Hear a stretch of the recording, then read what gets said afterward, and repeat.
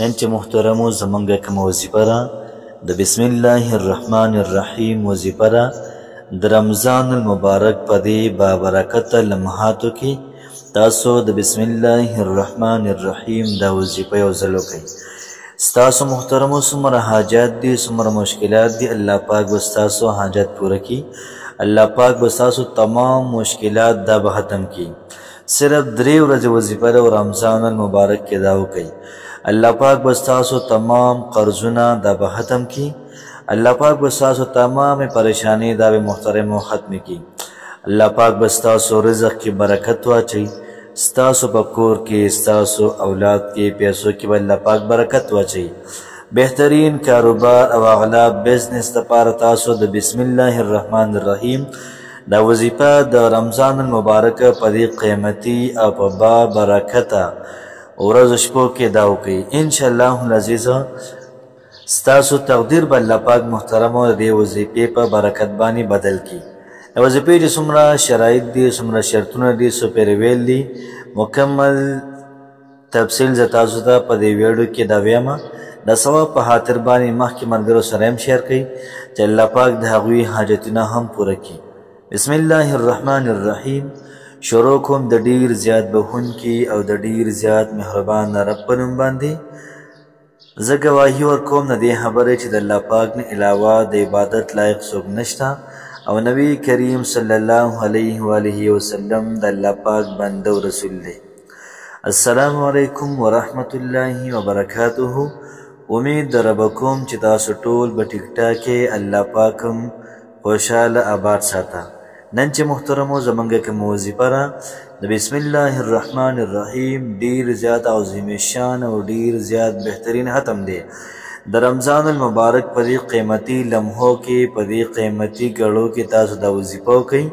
انشاءالله العزیز الله پاک به ستاسو قسمت الله پاک به ستاسو مقدر دا بدل کړي. یاد ساته محترمو زمونږ هغه خویندې ورونه چې د هغوی په زړه باندې یو حاجت دی یو ارمان دی راځئ د بسم الله الرحمن الرحیم دا قیمتي وظیفه وکړئ او خپل حاجت ترسره کړئ. په دې بسم الله کې د الله پاک 3 نمونه محترمو دا پکې راجمع دي. رحمان پکې دی رحیم پکې دی او د الله پاک ذاتي نوم الله دا پکې دی. او سړی چې د بسم الله الرحمن الرحیم وظیفه روزانه 19 پیره کوي د جهنم 19 فرشتې د الله پاک به د هغې نه په امان کړي. محترمو ډیره زیاته د طاقت نه ډکه وظیفه ده او موږ ته ویل کېږي چې کله موږ روټۍ ته کینو کله موږ خوراک کوو موږ په هغې باندې بسم الله وایو نو په هغې کې به الله پاک برکت دا وراچوي. کور ته چې کله داخلېږو بسم الله وایو پیسې رااخلو پیسې ږدو سپهو چې په سم باندې موږ بسم الله الرحمن الرحیم وایو محترمو دې کې برکت دا پیدا کېږي. نن چې کومه زموږ وظیفه ده د بسم الله الرحمن الرحیم ډیره زیاته لاجواب او ډیره زیاته پاور پر عظیم شان وظیفه ده. د دې وظیفې فایدې به دا وي چې که په تاسو باندې څومره قرضې دي څومره قرضونه دي الله پاک به ستاسو قرضونه تمام قرضونه د الله پاک ختم کړي. الله پاک به ستاسو تمام مسایل لا محترمو ختم کړي. دغه رنګ الله پاک به ستاسو رزق کې ستاسو کاروبار کې مال دولت اولاد کې عمر کې به الله پاک ستاسو برکت واچي. پرسکونه زندگی به الله پاک درکړي. د خوشحالو نه ډکه زندگی به الله پاک تاسو ته درکړي. تاسو یو پیره د بسم الله الرحمن الرحیم دا ختم دا تاسو کې او صرف 3 ورځې دی الله پاک به ستاسو تمام حاجتونه پوره کړي. تمام مسایل به الله پاک تاسو له ختم کړي. د بسم الله طاقت د دې نه ولګوئ چې د الله پاک چې کوم طاقتور دشمنو هغې ته فرعون ویل کېږي. د فرعون چې کوم اصل نوم مصعب بن عمیر ولید بن مصعب بن عمیر بن ریان نوم یو. یاد ساتئ محترمو چې الله پاک فرعون دا غرق نه کو په خپل کور کې ولي ځکه د فرعون په محل باندې بسم الله الرحمن الرحیم دا لیکلی شوي وو. څو پیرې فرشتو الله پاک ته ویل چې پروردګاره دا فرعون ختم کا دا دومره تباهي د شروع کړې ده او 1000 ماشومان یې د قتل کړل بني اسرائیل یې تباه او برباد کړل او یو قسم لا د خدایي دعوه یې وکړل نو الله پاک ورته ویل څنګه تباه کړم په کور یې زما نوم لیکلی دی. نو که د الله پاک نوم د فرعون په کور لیکلی کېږي الله پاک د خپل نوم دومره خاطر کې ساتوي نه. که ما ورته د بسم الله الرحمن الرحیم دا وظیفه ځان دپاره کړو نو الله پاک موږ ته څه ووایي؟ نه، تمام مشکلات تمام حاجات دا به الله پاک ختم کړي.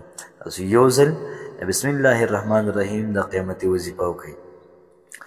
دا وظیفه محترم هغه سړی کوي چې کم سړی ګناه کبیره نه کوي. بعض وخت کې موږ وظیفه کوو د اخلاصه کوو، جاړو پکې، مونځ هم کوو.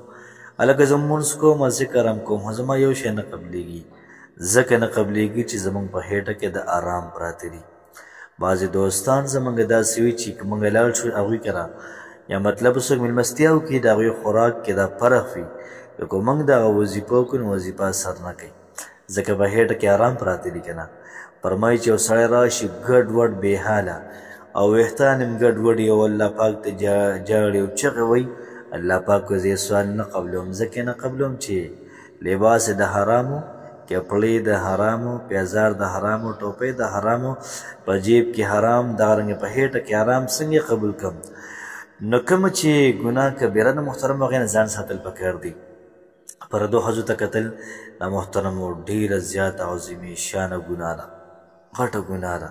موږ ډرامې ګورو، فلمونه ګورو، په لارو کې ګورو ښځو ته، او دلته کې موږ وایو چې الله پاک دې زموږ څه وکړي؟ توبه قبوله کړي، الله پاک دې زموږ حاجت پوره کړي. ښځې اکثر په لار روانې پروا هم نه کوي، پردو سړو ته ګوري، موبایل کې ډرامې ښځې ګوري، دغه رنګې فلمونه ګوري. دا پکې سړي نه دي. نو نه سړي د نظر حفاظت کوي، نه زنانه د نظر حفاظت کوي، نو بیا زموږ نه مونځ پیدا راکوي، نه وظیفه پیدا راکوي. الله پاک دې زموږ او ستاسو ژوند دا ډېر زیات بهترین کړي. نو وظیفې ترتیب داسې د محترمو، تاسو کله د ماسخوتن مونځ وکئ. د ماسخوتن د مانځه نه بعد به تاسو 2000 پیرې مطلب 2100 پیرې 2100 پیرې به تاسو بسم الله الرحمن الرحیم ووایئ او ښه مزېدار په تجوید کې بسم الله الرحمن الرحیم بسم الله الرحمن الرحیم. ښه په آرام سره، ښه په سکون سره. که پوره دې نه کو پېشمنه کې پوره کړه، خو لیکن د یوې ورځ عمل دا سره 2100 پیرې. دغه رنګې په دویمه ورځ دقه وکړه، په درېیمه ورځ وکړه. چې کله وظیفه پوره کړي 14 پیرې مخکې درود ابراهیمي او 14 پیرې وروسته، او بیا د هغې نه بعد د خپل پروردګار نه دعا وکړه، لاسونه برکه او الله پاک له تعریف وکړه، حمد ووایه، د الله پاک ثنا ووایه. یا الله پاک تمام جهان تا پیدا کړی، دا ځمکې اسمانونه تمام انسانان دې ټولو له خوراک ته ورکړې، ټولو له رزق ته ورکړې، کپړې ولې ته ورکړې، هر څه دې ټولو ته ورکړې.